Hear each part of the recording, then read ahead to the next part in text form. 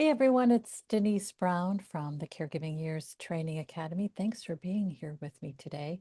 For those of you who are watching the archive, I want to let you know that we are recording this on December 19th, and I have attendees with me live, which is awesome. So thanks to those who are joining live.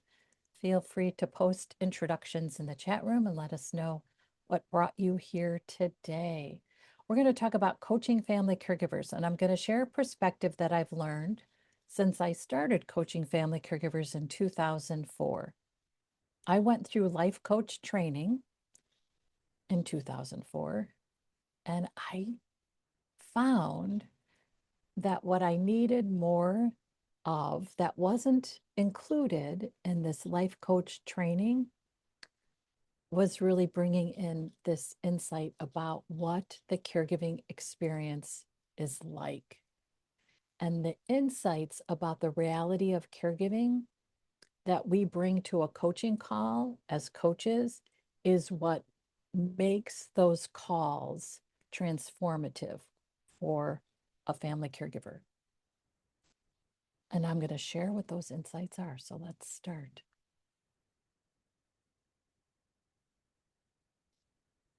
I just got off actually a coaching call with a family caregiver. We just went through some holiday planning. So I have her on my mind as we go through today's workshop.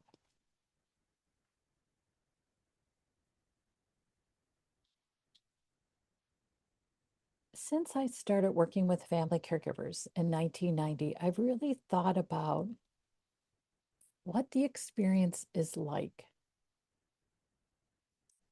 And the first concept that I developed to help family caregivers understand what the experience can be like for them is the 6 caregiving stages. And then I really started thinking about compassion fatigue for family caregivers and really started thinking about it in a very specific way. And then I started thinking about how we navigate systems. And that became the third concept, the 19 caregiving systems. Today, we're going to go in order of the stages, the systems, and compassion fatigue.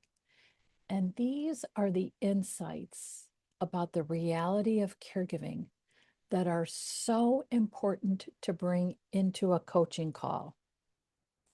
The reason is without these insights, a family caregiver spends too much time educating a professional about what the experience is like for them. And when you have this expertise, this knowledge base, you skip over a family caregiver educating you and move right into supporting that family caregiver. So the coaching call is transformative. Family caregivers are tasked with educating all the time, that educate the healthcare system, the medical system, the payer system, the family system about what their caree needs, where their caree is in a disease process, what's possible for a caree, what's not possible.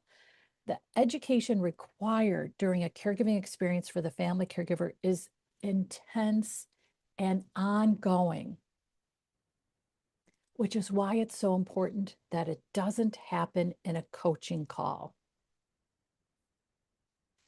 When you look at these 3 insights, you might think, but there's nothing about a caree's disease process.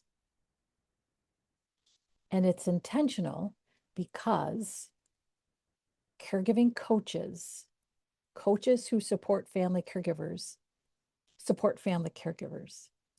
And it's most important we understand what the family caregiver is going through. They are the expert in what their caree is going through, and they'll share insights, observations, knowledge with us during the call. But the call is not about what's happening to the caree. It's about what's happening to the family caregiver. And that's an important distinction. And it's a distinction that often gets missed. One of our certified caregiving consultants works for a benefit for family caregivers that's typically accessed through the workplace. And she has a protocol to follow that her employer has developed for all the care navigators on the team. She's one of them. Her work is much more powerful for the family caregivers who contact her or who she contacts because she talks about them. The protocol is about using the family caregiver as a reporting tool for the caree. How is your caree doing? What did your caree do? What's your caree's latest decline? Because the family caregiver is educating all the time, systems mistake the family caregiver as simply a reporting tool for the caree. If you can think about what it's like when you go with your caree to the doctor, you are the reporting tool to the doctor oftentimes for your caree. It puts that family caregiver in a transactional role. Their purpose is to simply be a reporting tool. And that is not what we do. We want the family caregiver to know we are here to support you. It's most important we understand you. We have a training for support group leaders. And in the training, we talk about how in support group meetings, family caregivers, when asked to introduce themselves, often will introduce their caree. And it can sound like I care for my mom. She was diagnosed with Parkinson's. She was misdiagnosed for years. We went to 16 different neurologists. I'm kind of overinflating my own story about caring for my mom, but you get it. She asked and asked for tests. What could this be? And she was completely minimized in the healthcare system. I've just introduced my mom. I didn't say anything about who I am. And so we teach how to manage that. Family caregivers are used to being a reporting tool, an educational part of the healthcare system. We want to remove that experience, those experiences from coaching calls.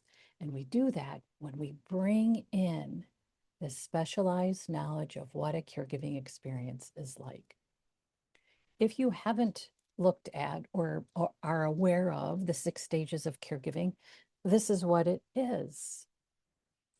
And we go across 6 stages, starting with when you think someone in the family might need your help, all the way to 2 years past a caree's death. Each stage has a keyword.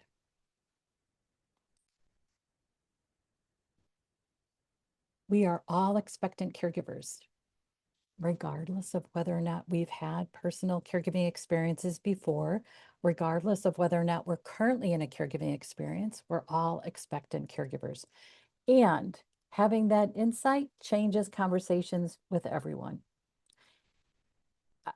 I don't want to go too much into the whole idea about self-identification because that is a conversation I've been battling for 25 years because it has derailed support for family caregivers.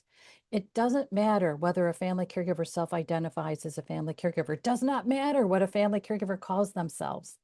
We know when we connect with a family caregiver. We know, and that changes the conversation with them.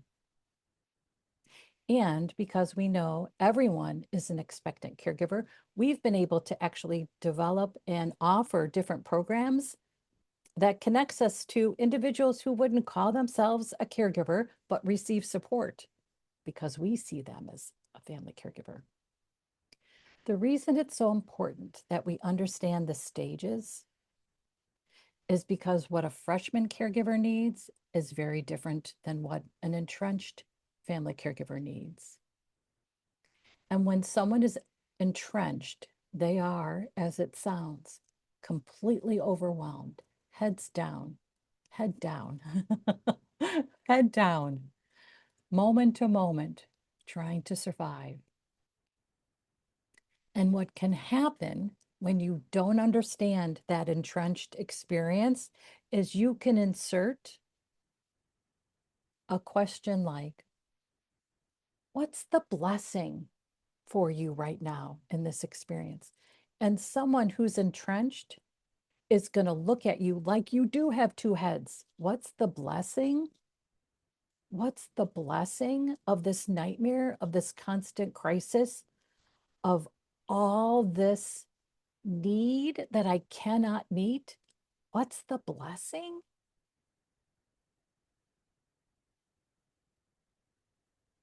If we try to take someone out of that entrenched stage by forcing them to find a blessing, we have stopped offering effective, timely support for them.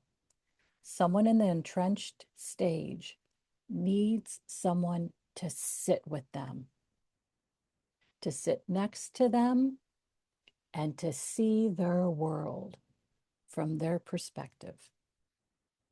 It's like you're sitting on a park bench with the family caregiver, and the family caregiver is describing the scene in front of you.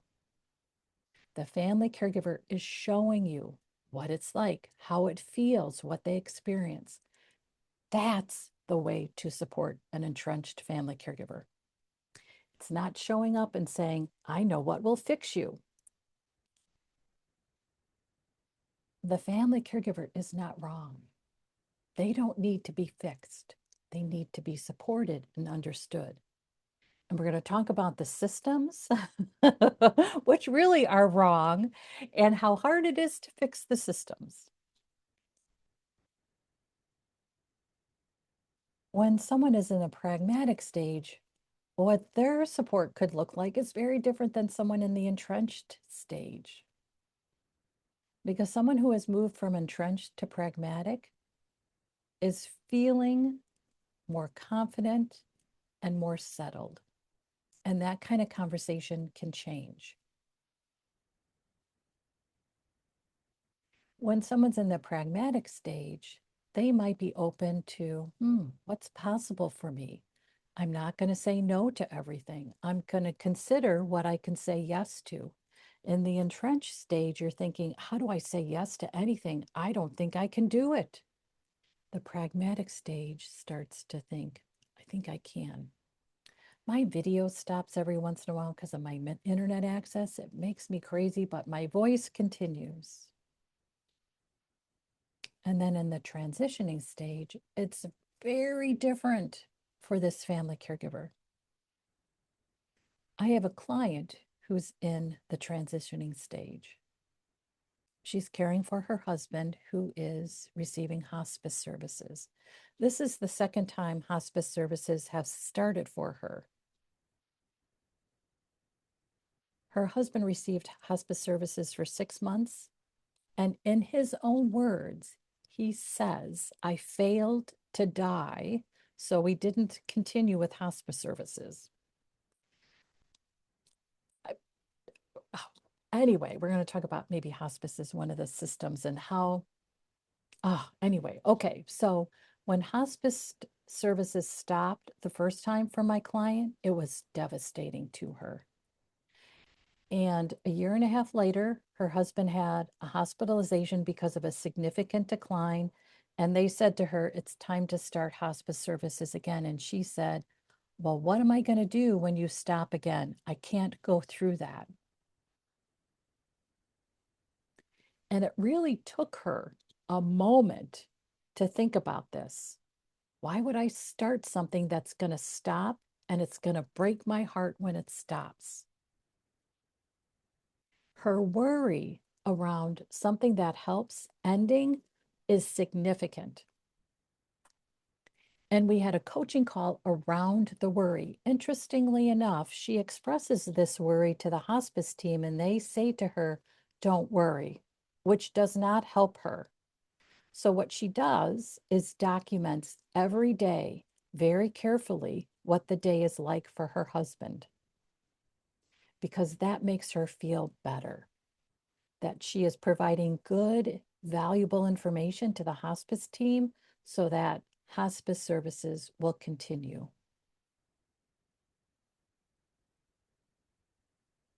unless you understand what it's like to be the only one providing care. She is the only one. She doesn't have family who lives nearby, and she doesn't have children. She is the only one. Unless you can understand the relief of having help that then goes away, you can't really understand what it's like for her. Just one other hospice experience for this particular client. When she did agree finally to start it up again, she had a visit from the social worker, and the social worker is young, very well meaning, but young. And the social worker sat with my client and held my client's hand and said to her, "It's time for you to just focus on being a wife rather than always a caregiver." And this is a common statement that we read about all the time. It fell flat for my client because she thought, "What are you talking about? I'm 24/7. You coming once a week is not going to stop me from being a caregiver. It is not enough to give me a break so I can be simply his wife." And because the social worker was young, my client was also looking at her as, "But how do you know this? Like, you cannot possibly have this life experience to be able to be giving me unsolicited advice. You can't possibly know." Which is why it's so important for us when we are coaching family caregivers to move away from something that is trite, overused, because it sounds insensitive to the family caregiver. I can't give my client advice like that because how do I know?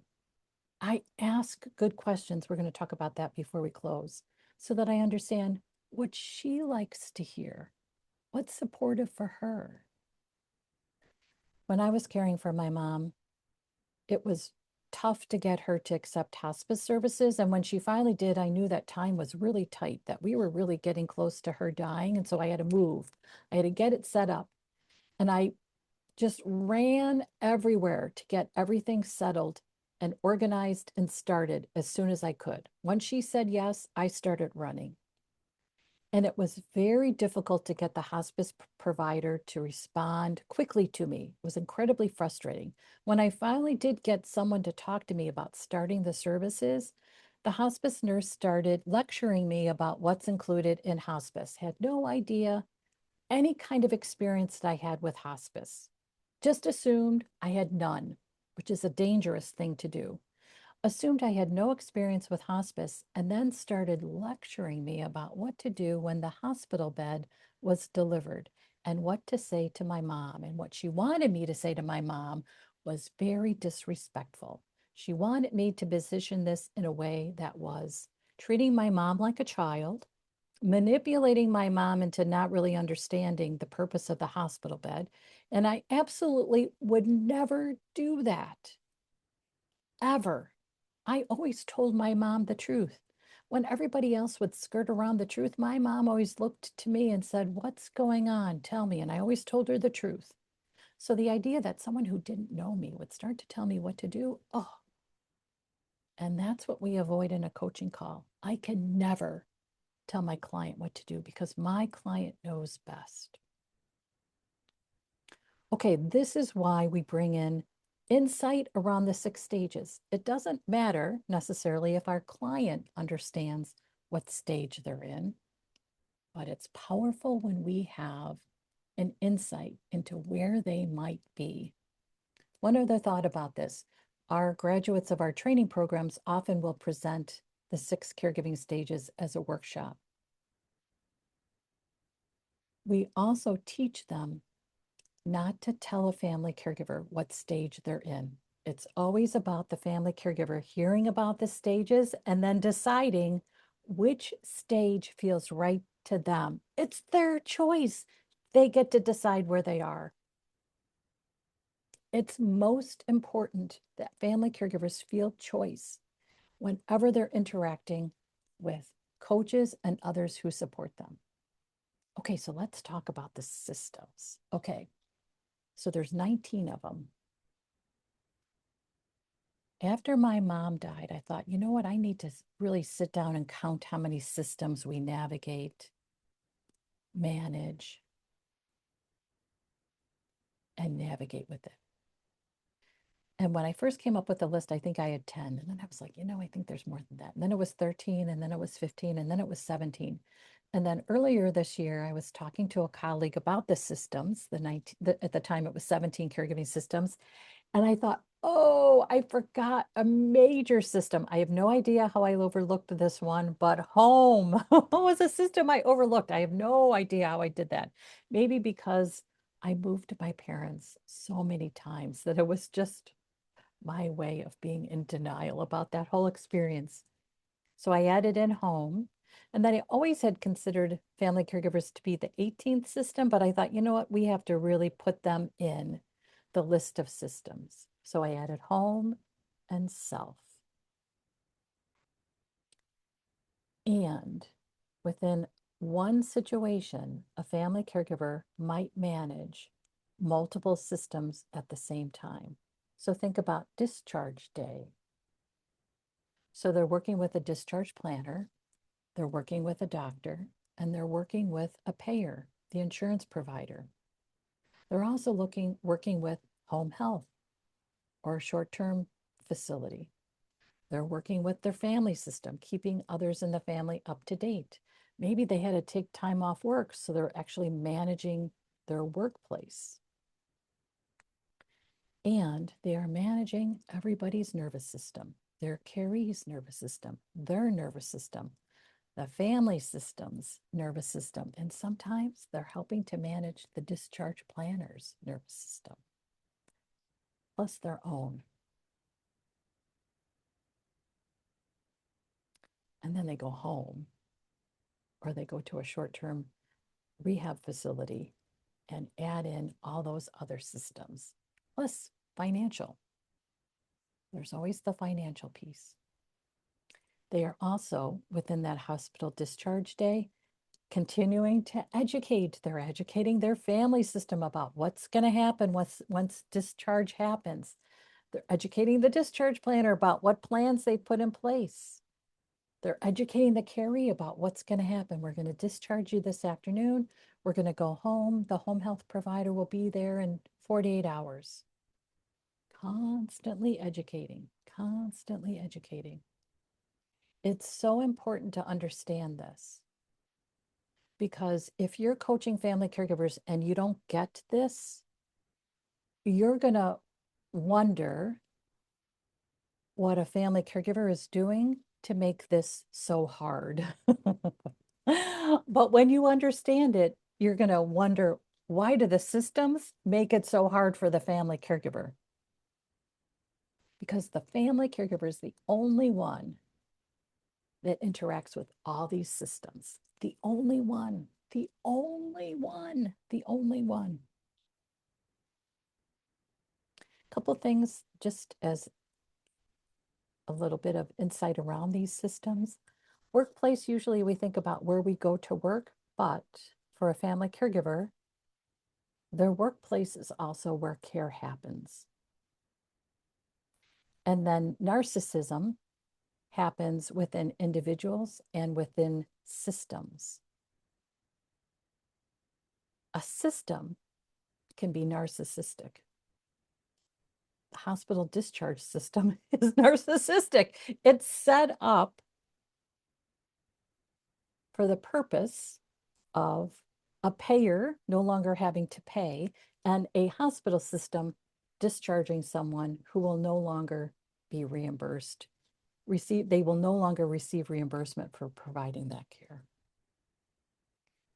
We might have a boss who's kind of narcissistic. So when we have to ask for time off, we think, oh my heavens, how am I going to do this? And so then we have to think through what's the strategy to tell our boss who can only think of himself or herself. And then we have family members who can be narcissistic, who only think of themselves. We might interact with, for instance, a physician whose ego is so big, you think, oh, this guy, I know he's the best. I know he's helping us, but he's also making it hard for us. it's so important we understand how hard it is to manage within these systems, and that the family caregiver is not making this hard. It is this hard because the systems are set up this way.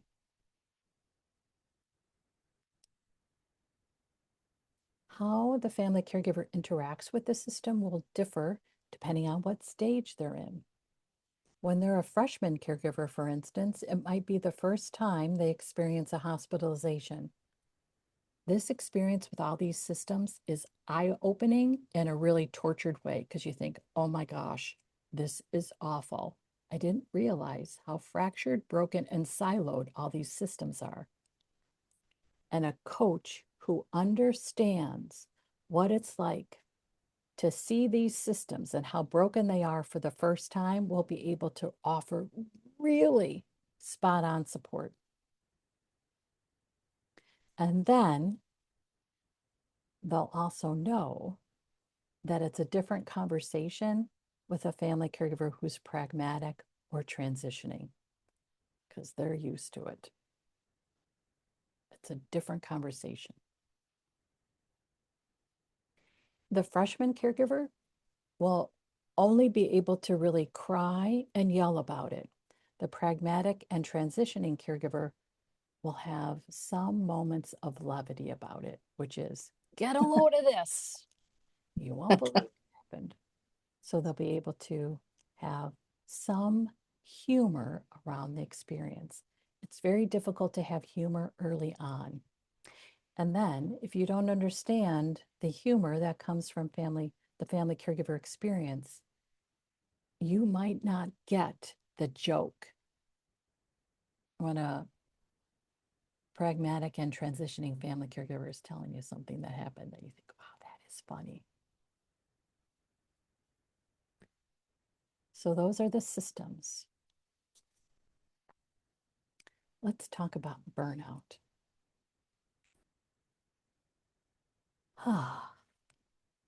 We think about compassion fatigue as a way to describe burnout. And I started thinking about it in a different way after a colleague described how her mom can just no longer cope with anything.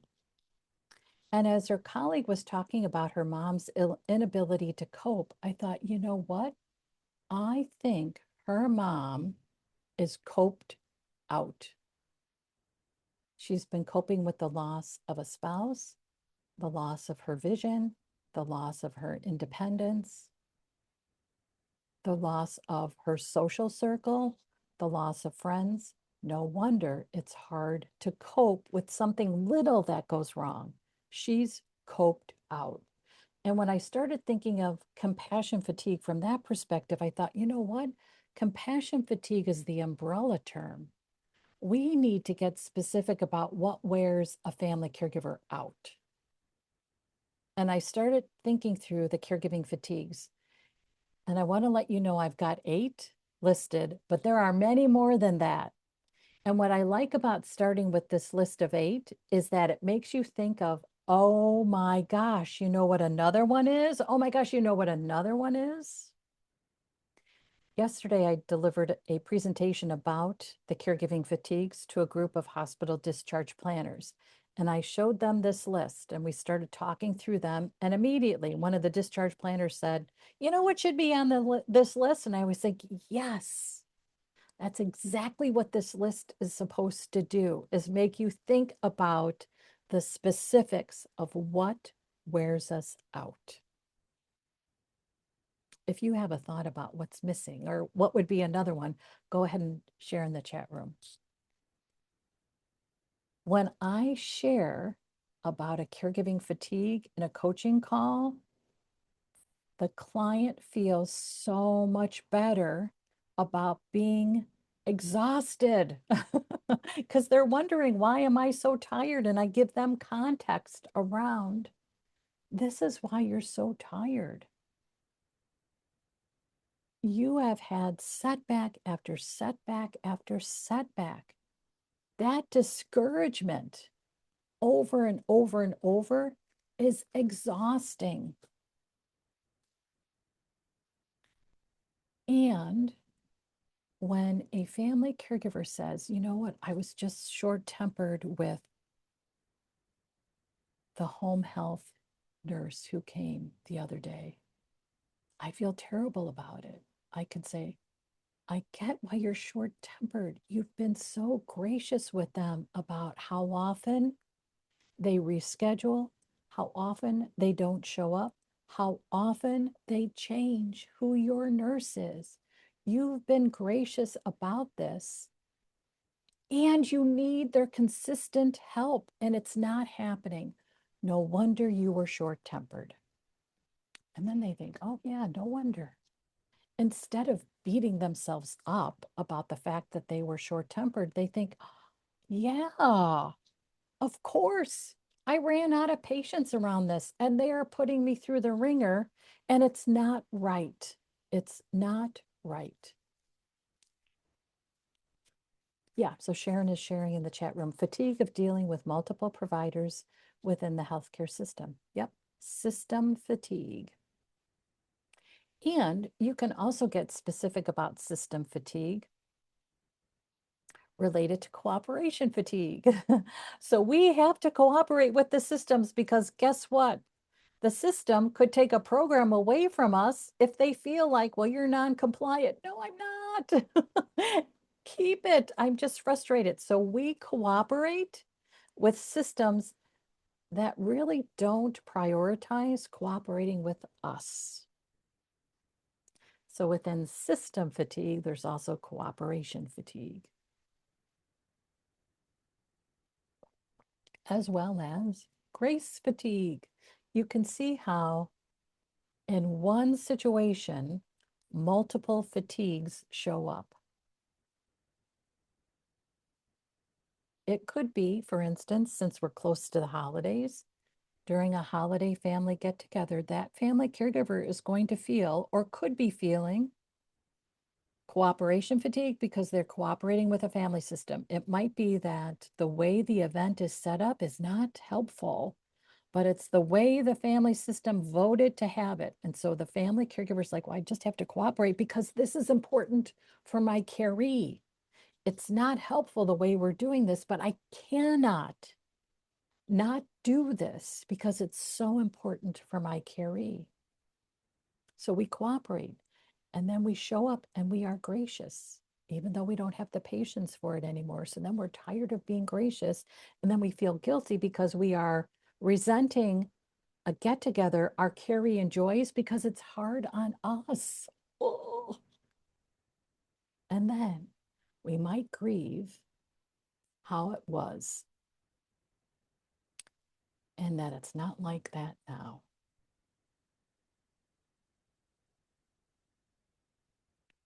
What's so helpful about these three concepts is that it demonstrates the complexity of a caregiving experience, how complicated it is. And again, it's not that the family caregiver is making this complicated and complex and hard. It's how the experience is set up for the family caregiver. It's that complicated, complex, and hard.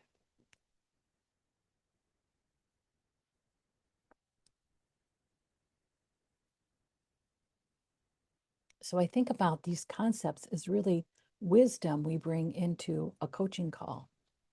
And because of these insights, we then ask good questions about the impact of on these experiences on the family caregiver. We don't get derailed by details that don't matter.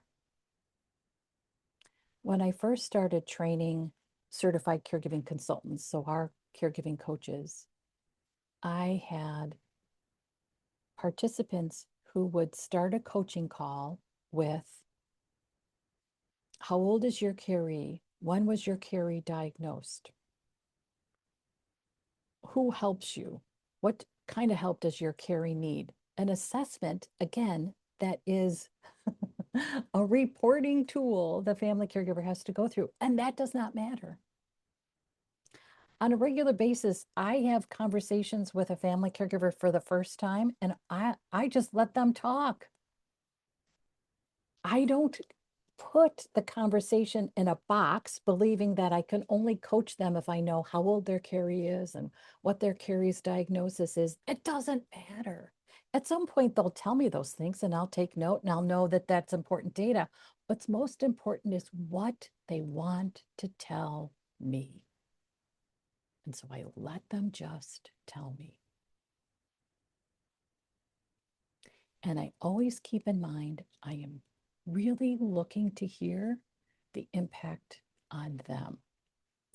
So I have another coaching client whose adult child died. And I know this because once in a while she'll mention it, but we don't talk about it a lot. And she had a really significant event where her husband, who has Alzheimer's, did not remember they have an adult child who died. My conversation with her was around the impact on her, the loneliness of no longer having a spouse who can provide good company in that memory around an adult child who's died. That's the important conversation. If I had started asking questions, when did your adult child die? How did your adult child die? How old? That completely derails the most important conversation, which is, what's that impact on you to be standing there alone in this grief when another level of grief is added because of your spouse's disease process?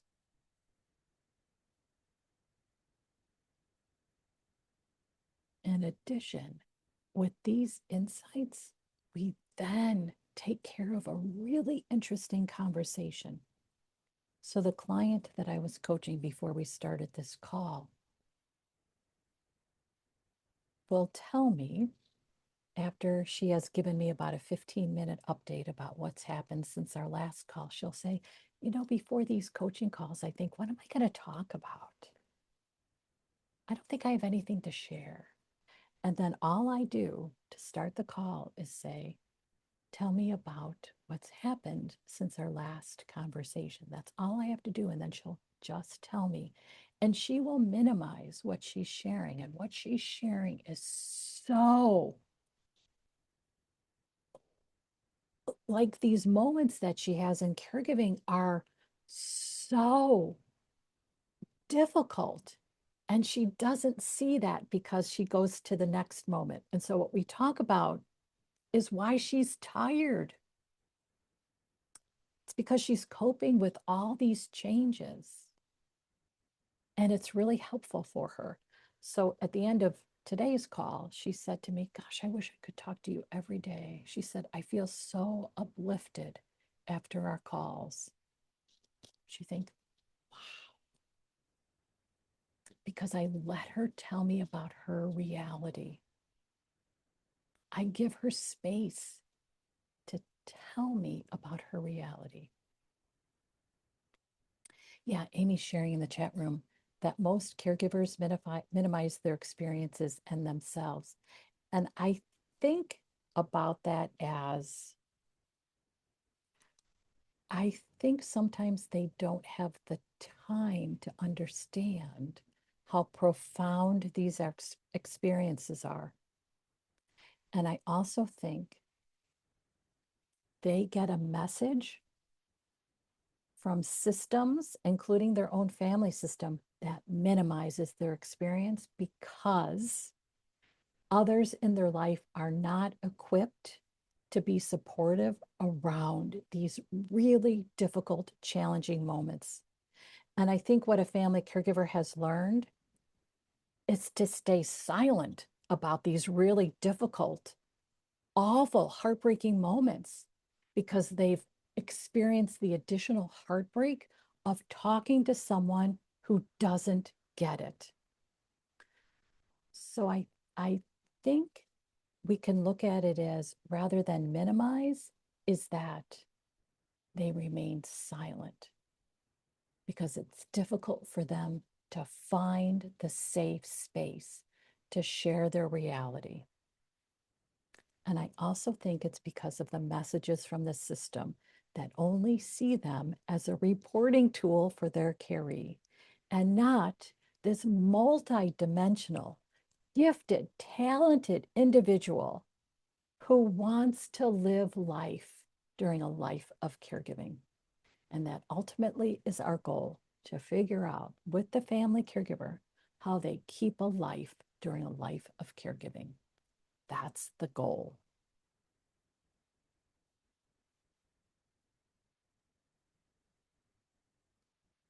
The coaching call is a break.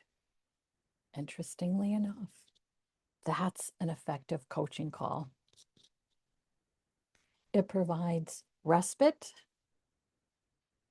and it provides a relief. That's an effective break. That's what we want to do in a coaching call, which is different than what a lot of life coach training schools will teach, because they want the coaching call to be about goal setting and accountability. And I believe family caregivers have the unrelenting, never-ending pressure of being accountable, and they need a break from it. Which is why we often don't necessarily track goals for family caregivers, but we track instead transformation. That's what we want to do. It's not about goal setting, unless a client specifically says, help, I need goals. I need to be accountable for a goal. Great, let's do it. For the majority of family caregivers, though, they are overly accountable and they need a break from it. Yeah, many times the members of my support group are just relieved to have a place to share what they are feeling with people who understand. Absolutely. It's a relief to be able to share without feeling judged, because we judge ourselves already, and without feeling like, oh no, if I tell Brother Bill about what's happening, he's going to jump in to fix me. And guess what? I don't need to be fixed. I'm not wrong. It's the systems that are broken. I'm not. I'm heartbroken. I just need support.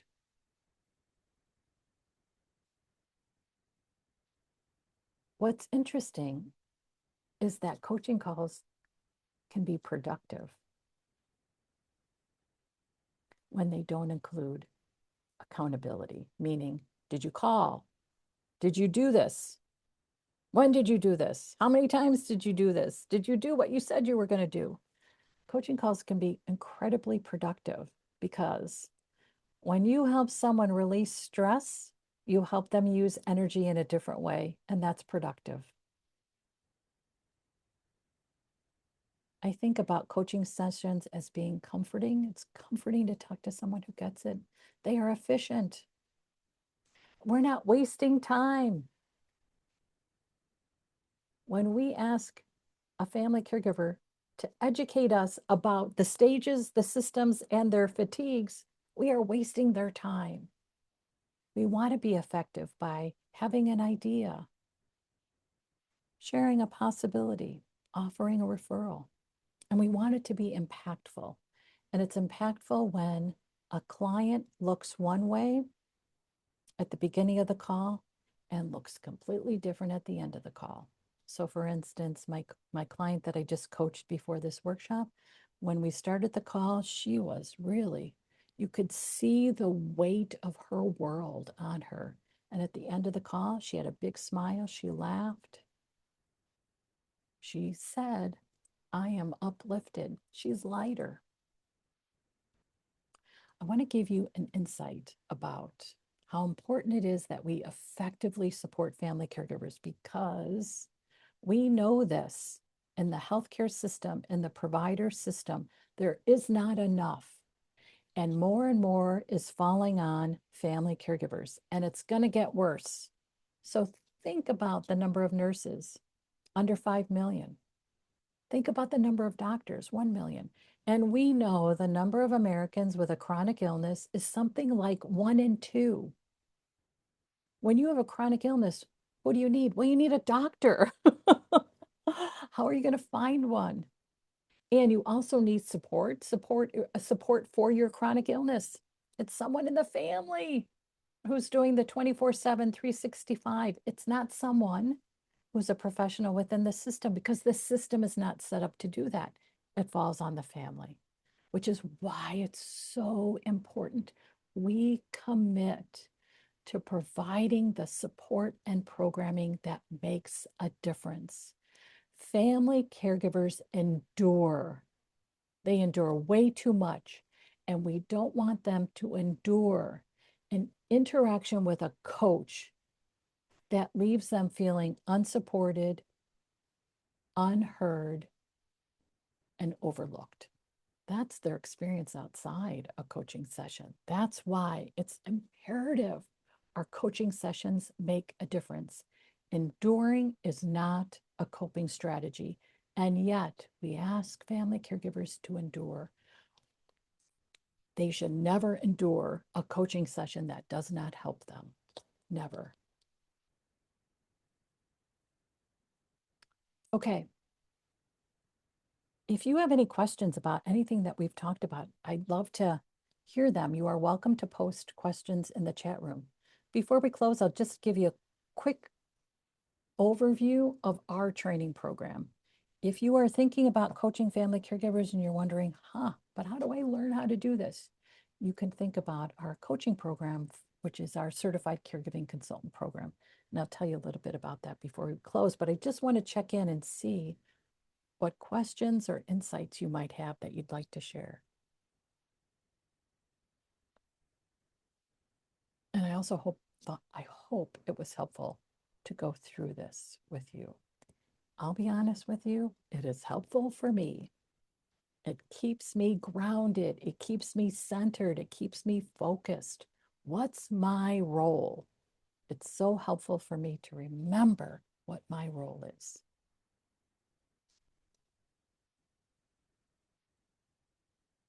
Okay.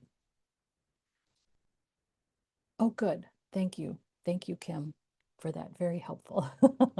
So our Certified Caregiving Consultant program offers you insights into how to coach and consult with current and former family caregivers.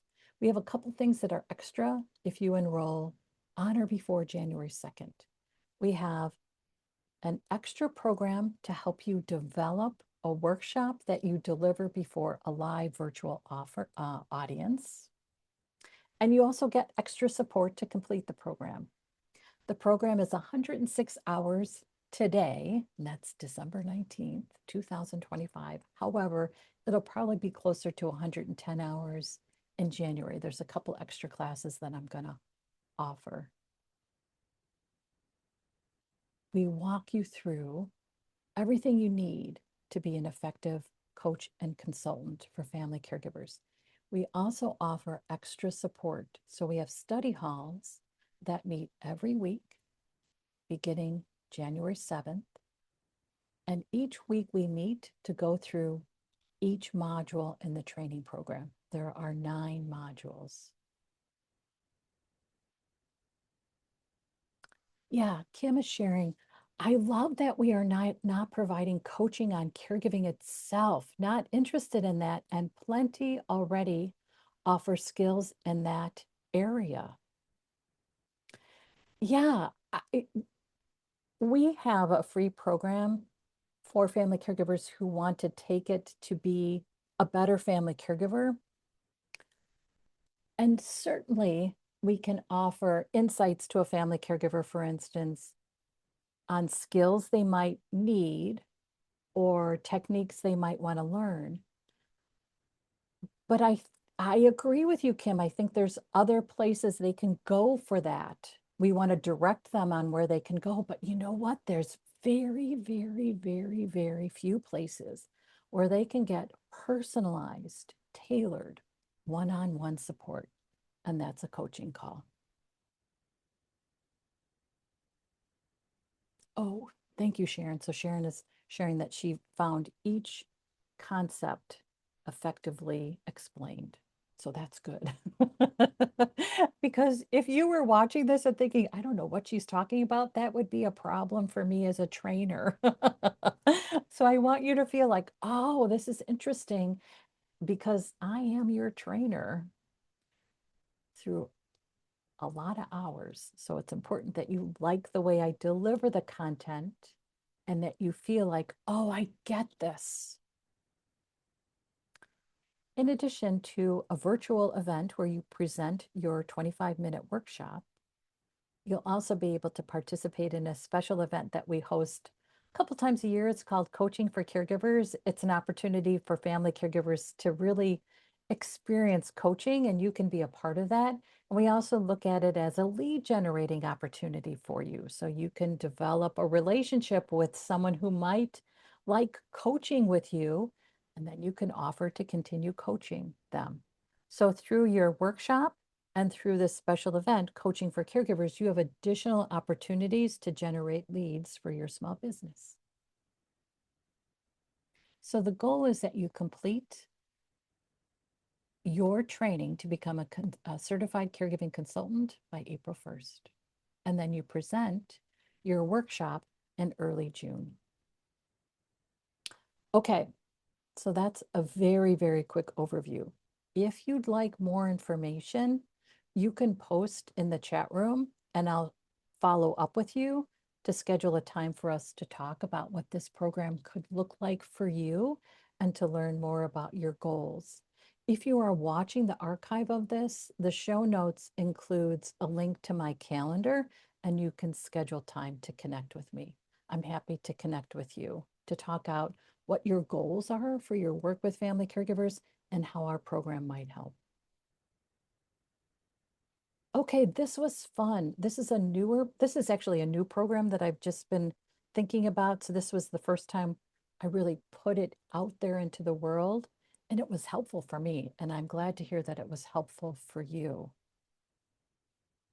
And I so appreciate you guys joining me, especially the Friday before Christmas. That is awesome. I'm going to stop the recording. I'll stay on for a few minutes for those who are here live to answer any questions that you might have. And for those who are watching the archive, thanks so much for taking the time to be with us.